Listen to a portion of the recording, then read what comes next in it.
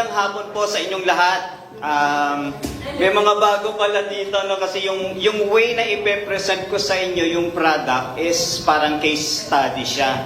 So hindi siya ordinary product presentation na i-enumerate ko sa inyo yung ingredients ng product and then para saan siya. But rather, we will analyze kung para saan talaga yung products. No? Kasi ang isang ingredient, kung papansinin nyo yung mga ingredients ng products, multi-ingredients siya. No? To the extent na 10 nga yung ingredient nung dalawang product ninyo or 11 pa yata yung isa. No? So, yung interaction kasi between start na natin na para mas mabilis hindi kayo mainit. Yung interaction kasi between these ingredients, no, may tinatawag tayong addition. So ano yung addition? Let's say si ma'am, may dalawang may dalawa siyang hawak na herbs. Si ma'am may dalawa ding hawak na herbs. Yung dalawang hawak ni ma'am is para sa rayuma. Yung dalawang hawak ni ma'am is pampatulog naman. So pag pinag-combine nyo, gagaling yung rayuma and then aantukin siya. Yun yung epekto. So, that's what we call addition. So, 2 plus 2 equals 4. 4 lang yung epekto niya. Pero may isa pang epekto kasi ang natural food. Nagkakaroon siya ng tinatawag na synergy. Ano yung synergy? Kumbaga man, dalawa lang yung ingredients ni ma'am, so 4 lang, 4 din yung epekto. Pero under synergy, hindi ganito ang nangyayari. 2 plus 2, nagiging 20. Nagtataka kayo saan nanggaling yung mga ibang epekto na hindi nyo maintindihan. No? Wala naman doon sa description ng ingredient yun na ganun yung epekto niya. Pero nagkakaroon siya ng different effect dahil nagsama-sama yung iba't ibang klaseng ingredients. That's what we call synergy. So expect nyo na yon, if 1 or 2 herbs joined together, nagkakaroon ng interaction na ang tawag is synergy. Synergistic, kumbaga man. Nagtutulungan siya. Kumbaga man etong result na to, na 20 na tinatawag, no? Epekto na yan nung union nung mga phytochemicals na nandoon sa herbs. Na pag wala yung isa, let's say, bibigyan ko kayo ng example para maintindihan. Sino dito yung anemic? Mababa yung red blood cells. Okay. Nag-iron po kayo. Uminom kayo ng iron. Pero with folic acid. No, may mga blood vitamins kasi may B12 pa yan. Pero hindi yan ma-absorb pag walang vitamin C. So, nakuha nyo yung synergy doon. So, when you add vitamin C to iron, it will enhance or increase the absorption of iron. Let's say, yung curcumin o yung turmeric, sino yung gumagamit ng turmeric sa bahay? Umiinom kayo ng turmeric. Okay. Ang turmeric, may active ingredient siya na curcumin na napakaganda, napakagaling nung nagagawa ng ingredient na yun. Isa yun sa ingredient natin. Pero, i-add mo lang ang isang ingredient pa, magagamit mo siya ng 2,000 times better. Imagine mo yun. Alam nyo kung ano yung ingredient na yun? Paminta. Yes. If you add paminta, no, black pepper to turmeric, it will increase the bioavailability and absorption of curcumin. So yun yung tinatawag nating synergy. Hindi mo maintindihan bakit ang taas-taas na, ang lakas na nung epekto. Dati ito na epekto nito nung nilagyan ko nito, parang boom, sumabog kagad. That's what we call synergy. So yun yung meron ang products nang we provide. Synergistic effect. Nagtataka kayo, di ba? Bakit? Nireview ko kasi yung mga testimonials ninyo Magtataka ka bakit yung may kidney failure, gumagaling. Anong kinalaman ng mga ingredients sa kidney failure? Nagtataka kayo, di ba? Kasi the way na i-present siya sa inyo is antibacterial agent siya. Diba? Anong kinalaman ng antibacterial activity, antimicrobial activity nung isang ingredient sa pagkakaroon ng nag-i-heal na kidney.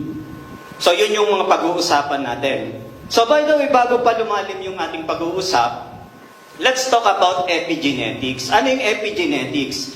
The word epi means above. Above, sa taas, no? And genetics means your genes. Yung genes natin. So, pag food supplement ang pinag-uusapan, ito yung nagiging effect. These are factors that affect your genetic expression. Ano yung genetic expression mo? Ikaw, si ma'am, may rayuma. Tapos nagkaanak siya, may rayuma. Yung apo niya, may rayuma. Genetic expression. So, totoo ba yun? Nagdi-disagree si epigenetics. Kasi, sangayon sa pag-aaral, 20% lang yung naka-express sa DNA. So, anong ibig sabihin pag 20%? May pwede kang ma-turn on, may pwede kang ma-turn off. May pwedeng ma-add doon sa expression, may pwedeng ma-deduct doon sa expression. So, it doesn't follow na diabetic yung parents, magiging diabetic din yung anak. Pwede siyang mabago along the way. Pwedeng maputol yung ang tawag dyan sa mga Christian is generational curse kasi lahat kayo may sakit na ganyan. Hindi po yun totoo. It is because meron kayong the same lifestyle. The same way yung eating ninyo, pare-parehas yung kinakain. Kaya walang nababago doon sa genetic makeup. So what are the factors that affect your genetics? Unang-una, ito yung mga yon, yung sleep. Sino po dito yung nagpupuyat? Oh, very good kayo, very good kayo. Mas maraming sakit. Kung wala pa kayong anak, mas maraming sakit yung magiging anak ninyo. Kasi yung mga sakit ninyo, nai-embed yan doon sa DNA. And then later on, may expression, may ipapasa nyo yung weakness doon sa anak. Hindi naman yung sakit, pero yung weakness. Let's say, mahina yung pancreas. Ang tendency, malataas yung risk ng pagkakaroon ng diabetes ng anak. So, namamana yan. Okay. So, pag tinama mo yung sleep, lumalakas yung katawan, nagiging malusog ka, tsaka ka nag-asawa, tapos tsaka ka nagkaanak. So, yung genetic makeup mo, nung time na ginawa mo yung anak mo, yun yung maipapasa mo sa kanya. So, kung previously may cancer ka, tapos naka-recover ka, na-declare na wala na, zero cancer ka na, tapos nag-gym ka, natulog ka ng tama, kumain ka ng masustansya, naka-embed yon sa DNA mo, yung the new you. Then, pag nagkaanak ka, yun na yung maipapasa mo sa anak mo. So, huwag kayong mawala ng pag-asa kasi sabi ng epigenetics, we can change the genetic makeup natin through our sleep, diet, ano pa? Exercise, and positivity. Tandaan nyo, pag nai-stress kayo, pumapangit yung genetic makeup. So, yun yun. Now, what is nutrigenomics? Ang epigenetics kasi, yan yung above, ng factors na pinag-usapan natin. Now, nutrigenomics, is, means nutrition, genomics, genomes, yung genes. So, paano naman ngayon nakaka-apekto under siya ng epigenetics? Yung mga kinakain natin, yung supplement natin, sa pagkakaroon ng magandang genes. Basically, kaya na-create itong nutrigenomics kasi na-amaze yung mga scientists sa mga epekto ng mga herbal medicines. Dati ayaw nilang maniwala, pero kung titignan nyo ang PubMed is encyclopedia ng mga doctors, mga scientists. Dapat pag nagre-research ka, dun ka lang kumukuha ng information. Huwag kang kukuha, basta itatype mo, glutathione, tapos naglabasan yung mga website. Huwag ka doon kukuha. Go sa PubMed and then i-type mo, doon lalabas yung mga scientific studies regarding the ingredient. So yung PubMed ngayon is punong-puno ng studies regarding herbal medicines at saka natural food. So yun yung pag-uusapan natin. Now, autoimmune, paano nyo siya minamarket? Di ba yung mga distributors? Paano sinasabi nyo? Supplement. Hindi siya synthetic. Food supplement kasi ini-intake siya eh. Pero sublingual, ano pa? Immune booster. Immune booster kasi from the name, Alta Immune. So kinokonote niya, ang pinapalakas niya is yung immune system, di ba? Pero doon lang ba talaga yung target niya? Antiviral, antibacterial, holistic. Yeah. Okay, I agree with you, sir. Holistic siya. So doon natin iisa-isahin mamaya kung bakit naging holistic siya. Kasi sa mga literature ninyo, you're marketing it as antiviral. Totoo naman, kung isa-search mo ngayon sa PubMed yung mga ingredients na to, there are studies regarding COVID-19. And effective sila doon sa strain na yun. Namamatay talaga yung mga viruses. So, let's go, no? Pag-usapan natin to.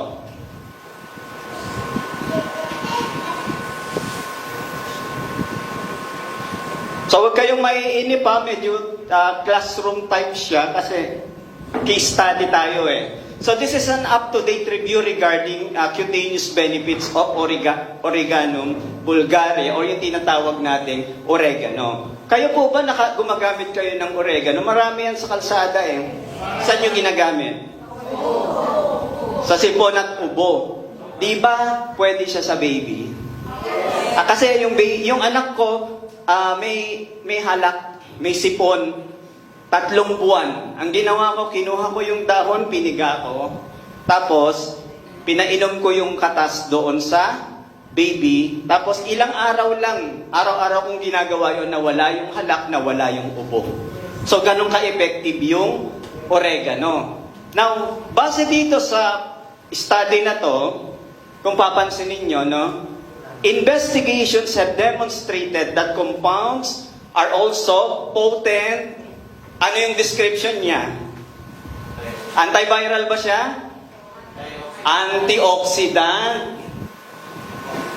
Ang layo ng antioxidant sa antiviral. Ano pa siya? Anti-inflammatory. Ano pa siya?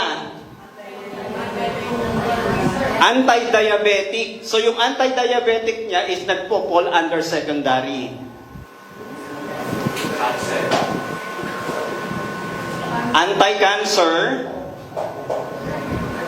Ano pa siya?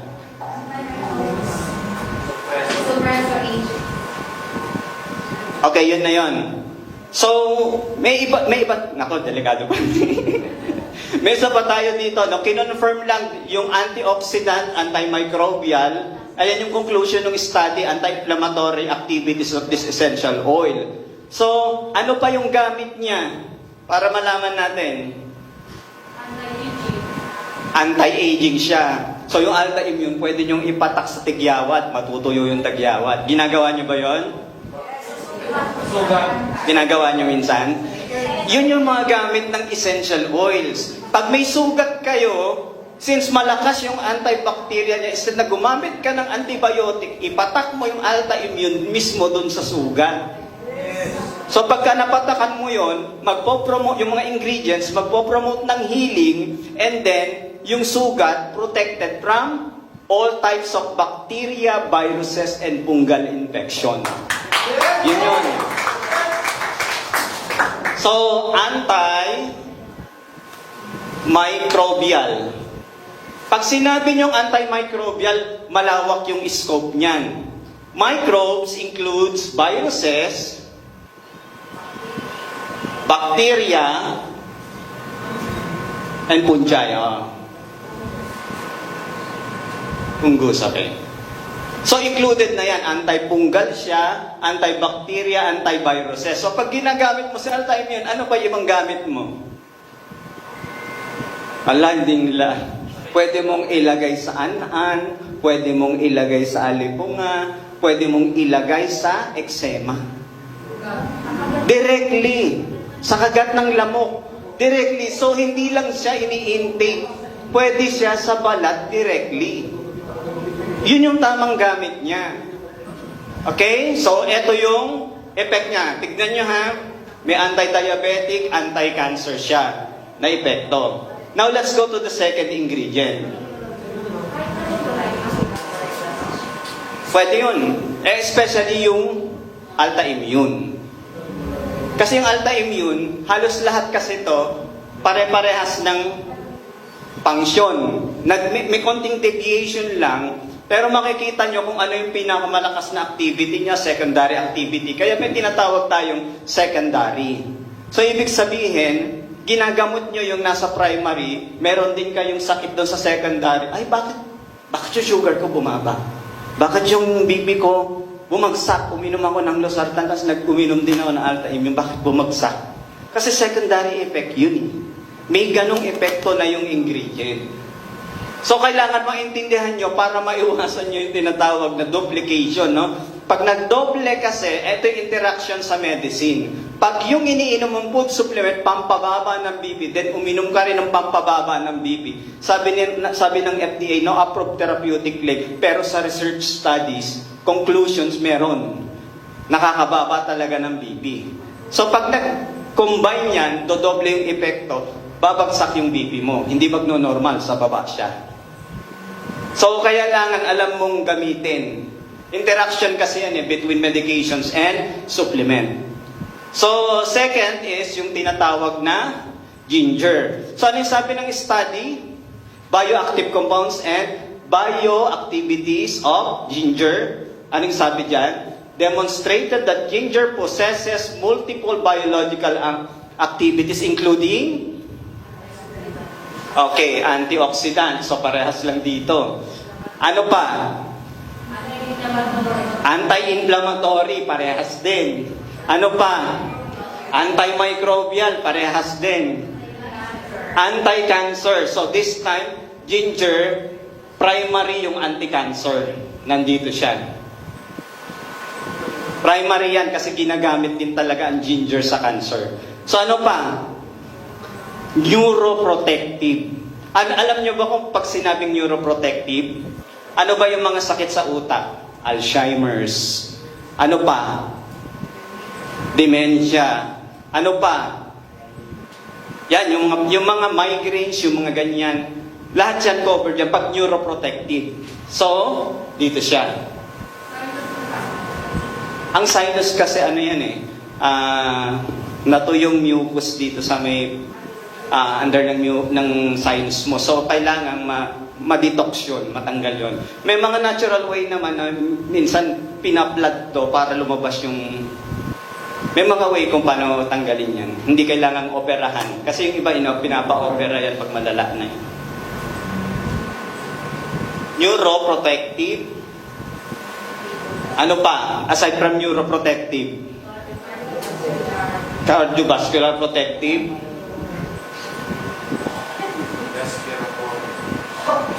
Protective. And then, respiratory. Secondary.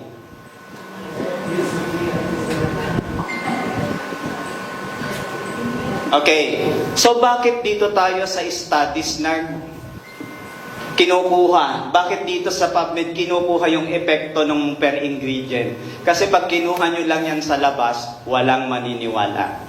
Kailangan sa studies kukunin kasi ineksperimentohan yan na ganon talaga yung naging epekto niya.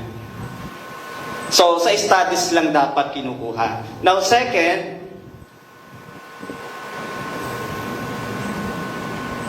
in vitro and in vivo studies. Anong difference niyan? In vitro fertilization sa test tube. In vivo, it means sa loob ng tissue. It could be sa daga or it could be sa tao. Human studies, no? Ano yung mga ano yung sa abstract niya? Aspect primarily due to its antioxidants, di ba? And anti-inflammatory, ano pa? Antimicrobial. So, kino-confirm na naman ng ibang studies. Another study uli ang nagko-confirm dito sa mga epekto na to. And carcinogenic. So, anti-cancer nandito siya. So, nakikita nyo kung paano nire-research yan. Bakit? Ngayon, dalawang study na yung nagsasabi anti-inflammatory. So, para saan si alta-immune? Dalawang ingredients pa rin pinag-uusapan natin. Ano ba yung inflammation? Lahat ng sakit na may itis, namamaga. Ano yung mga yun? Rayuma, ano pa? Itis. Ano yung mga itis? Arthritis. Ano pa? Ano pa? Kasi pag hindi nyo alam yan, hindi nyo rin ma-market yung product ng maganda. Rhinitis. Allergic reaction yun pero namamaga kasi yung may inflammation na kasama dito. Ano pa? Tonsillitis. Ano pa? Meningitis sa utak na yun Pero pwede. Pwede, I agree with you. May mga studies. Nabasa ko rin mga studies. Ano pa? Bronchitis. Ano pa? Hepatitis. Yes, exactly. Magaling siya sa internal organs na namamaga. Including kidney, including the heart. British. Ito nagugulat kayo, bakit? Anong kinalaman ng autoimmune system yung pinamarket natin? So, you're missing the point kasi. Yung epekto ng produkto is nakapokus lang dun sa maliit na scope. Pero ito yung ginagawa talaga ng product. So, yun yung kailangan nating malaman. Ang renal failure, nagagamot siya ng antioxidants. Ang natural way para mabuhay uli yung kidneys, bubugbugin siya ng antioxidant. Yung mga anthocyanins, yung mga violet na prutas, yung mga berries, yun yung binibigay. Which is sa conventional medicine, pinagbabawal kasi tataas daw yung potassium. Kaya pag pumunta sa alternative medicine, binugbog ng ganon, magugulat yung nephrologist, pagbalik, bakit gumanda yung kidney mo? Anong ginawa mo? Sasabihin nila. Kasi para sa kanila, once the kidney is damaged, hindi na yun mare-reverse. Sa alternative medicine, as long as gumagana yung organ, kahit maliit na porsyento na lang, may chance of recovery. Ganun siya. Reversible, exactly. May mga cases akong nahawakan diabetic for 20 years, then they declare nung diabetologist niya, wala na yung diabetes. Reversible siya.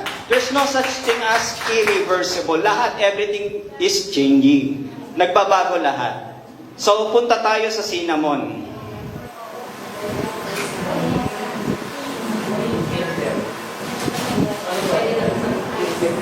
Okay. So itong study na to, antibacterial mechanism naman yung inimbestigahan dun sa review.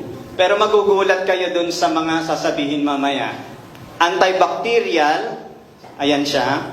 So antimicrobial therapy. So antimicrobial siya. So ito, si cinnamon, parehas dito.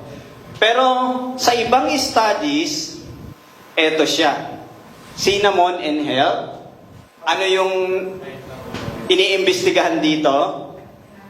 Anti-inflammatory. Ano pa? Antimicrobial, meron na. Kinonfirm yan ng unang study. Ano pa? Antioxidant. So meron din siya ng tatlong to. Ano pa? Ha? Anti-tumor. So pag sinabing, eto yan pag sinabing anti-cancer, ano yung mga ibang term dyan? Anti-tumor? Ano pa? Anti-carcinogen? Carcinogenesis. Is yung pag-start ng cancer, no? Ang nagkokos ng cancer is carcinogens, no?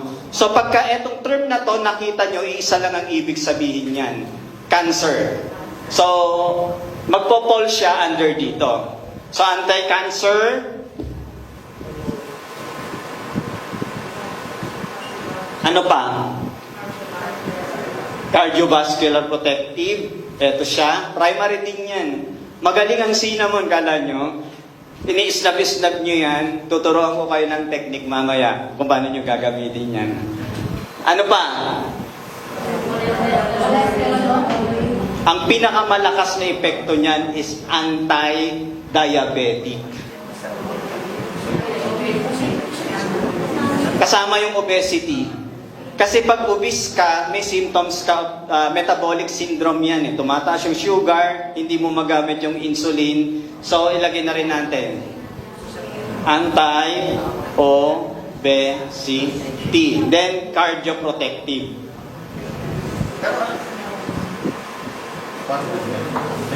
Okay. Tatlong ingredients yung pinag-uusapan natin. Sino ang may experience sa inyo na binigay yung alta immune tapos nagnormal yung sugar? Wala, kasi hindi nyo tinatry na ibigay sa diabetic. Sige pa.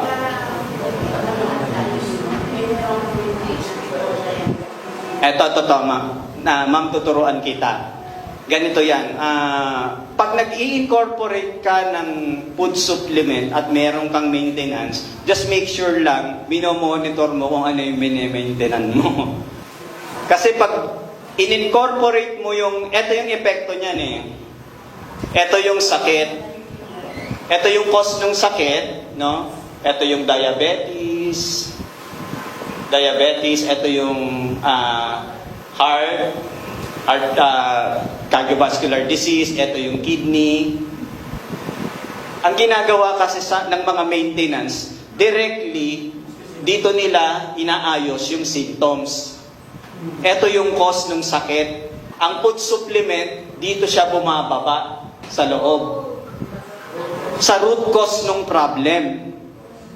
Kaya minsan nakakakita kayo ng mga pasyenteng tinatanggal na mismo ng medical doctor nila yung maintenance. Kasi talagang kahit anong gawin, hindi na tumataas yung BP. So ganito po yung gagawin.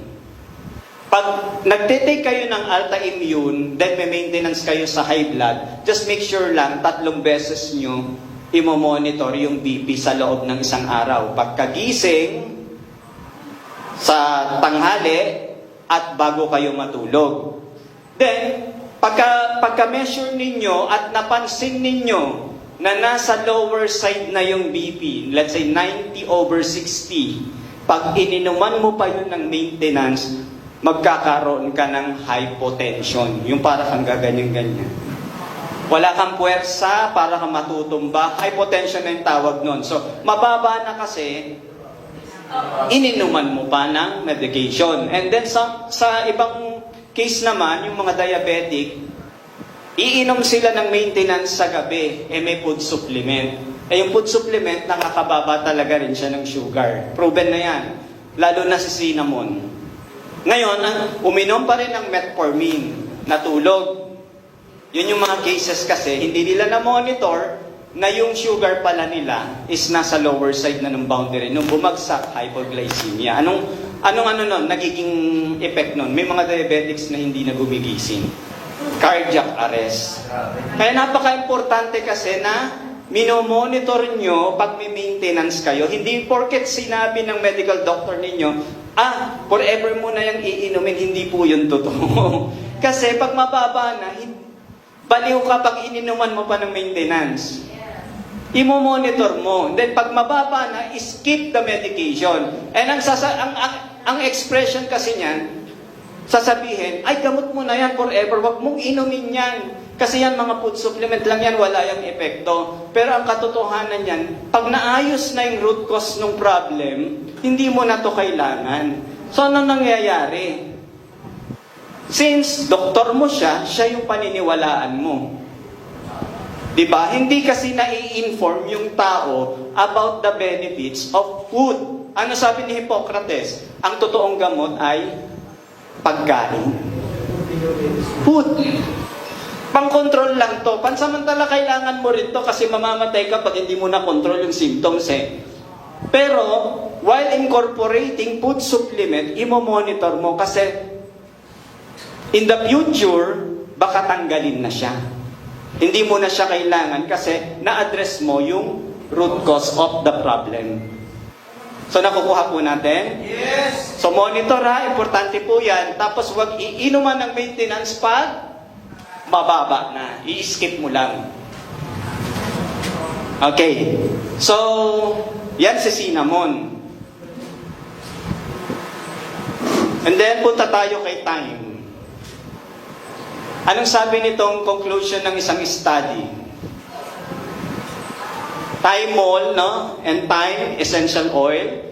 Anti-biofilm, includes bacteria, anti-fungal, so anti-microbial.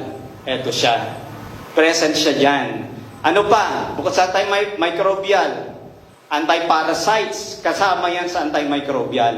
Ang parasites kasi is yun yung mga type ng uod, no, yung type ng mga itlog ng insect na pag kumagat, ini-inject yung itlog nila sa balat, tapos later on, pag napisa, unti-unting kakainin yung tissue. No? Yun yung mga parasites.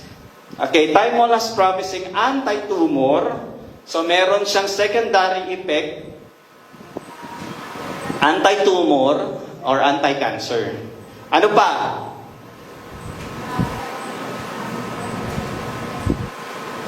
Apoptosis, inhibition of proliferation. Nandito yan sa anti-cancer. No? Pine-prevent niya na kumalat. Now, another study, anong sabi?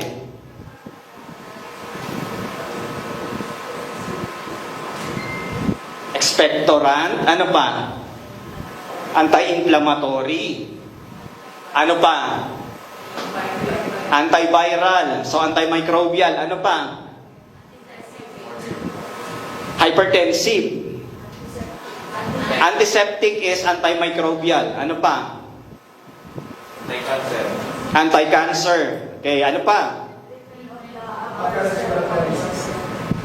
Okay. So, sa respiratory, secondary. Okay, let's go to the peppermint. Ano yung epekto ni peppermint?